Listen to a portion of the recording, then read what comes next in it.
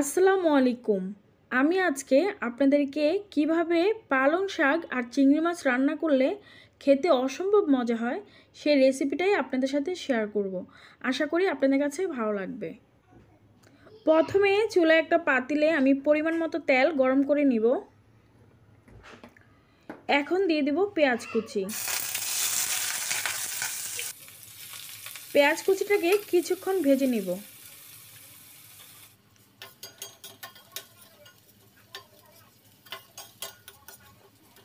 আমার পেঁয়াজ ভেজে নেওয়া হয়ে গিয়েছে। এখন দিয়ে দেব চিংড়ি মাছ। আমি এখানে সব কিছু পরিমাণ মতো দিয়েছি। এখানে চিংড়ি মাছের পরিমাণটা আপনারা কম বেশি দিতে পারেন। চিংড়ি মাছটাও আমি পেঁয়াজের সাথে আরও কিছুক্ষণ ভেজে নিব।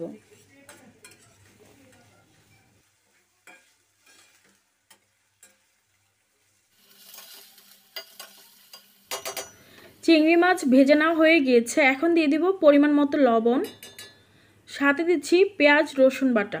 আমি এখানে 2 চা চামচের মতো দিয়েছি আর সামান্য আদা বাটা দিয়েছি। সাথে দিচ্ছি 2 চা চামচ কাঁচামরিচ বাটা। আমি কাঁচামরিচ বাটাটা ইউজ করেছি, আপনারা চাইলে আস্তটাও দিতে পারেন। এখন আমি আরও কিছুক্ষণ মশলাটা ভেজে নিব। চুলার আঁচটা কিন্তু মিডিয়াম রেখেছি। এখন আমি সামান্য পানি দিয়ে বাকি মশলাগুলো দিয়ে দিব। কাঁচামরিচ বাটা দিয়ে রান্না করলে যে কোনো তরকারি খেতে মজা হয়। এখন দিয়ে দিব আমি হলুদের গুঁড়া। আমি 1 চা চামচ হলুদের গুঁড়া দিয়েছি, সাথে 1 চা চামচ ধনিয়ার গুঁড়া, 1 চা চামচ মরিচের গুঁড়া। এখন মশলাটাকে আমি ভালোভাবে কষিয়ে নিব। ঢাকনা দিয়ে দিলাম। আর যেহেতু শাক থেকে পানি উঠবে, এজন্য আমার কিন্তু মশলাটা ভালোভাবে কষিয়ে নিতে হবে।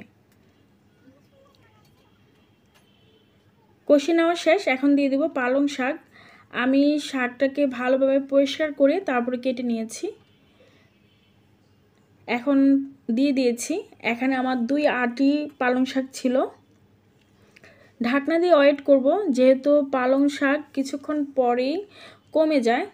তো দেখতেই পাচ্ছেন যেহেতু কমে গিয়েছে, এখন আমি ভালোভাবে এটাকে নেড়ে দিচ্ছি।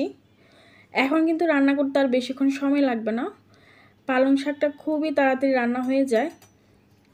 এখন ঢাকনা দিয়ে আরও কিছুক্ষণ অপেক্ষা করব। আপনারা এইভাবে ট্রাই করে দেখবেন, গরম ভাতের সাথে খেতে অসম্ভব মজা হয়। যেদিন আমি পালং শাক আর চিংড়ি মাছটা রান্না করি, ওই দিন কিন্তু আমার বাসায় ভাতের চালও বাড়িয়ে দিতে হয়। এটা এতটাই মজা হয়। আশা করি আমার আজকের রেসিপি আপনাদের কাছে ভালো লেগেছে। সবাই ভালো থাকবেন, সুস্থ থাকবেন। আসসালামু আলাইকুম।